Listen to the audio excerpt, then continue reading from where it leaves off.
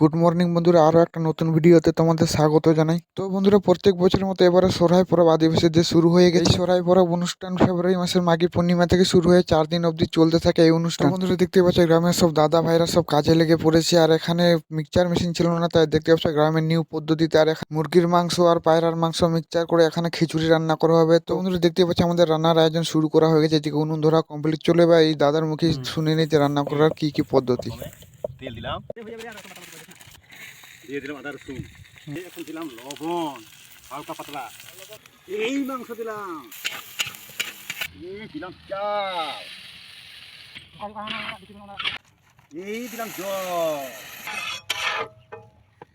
তো বন্ধুরা ফাইনালি আমাদের রান্না করা কমপ্লিট, আর খিচুড়িতে কি সুন্দর গন্ধ আসছিল বন্ধুরা, তো তোমরা দেখতেই পাচ্ছ। আর এই রান্নার ফাঁকে আমি মাদলটা একটু বাজিয়ে নিলাম। আমার সঙ্গে এই ছোট ছোট বাচ্চারা মাদল বাজাতে শুরু করে দিয়েছিল। তো ফাইনালি আমাদের খাওয়া দাওয়া শুরু হয়ে গেছে বন্ধুরা।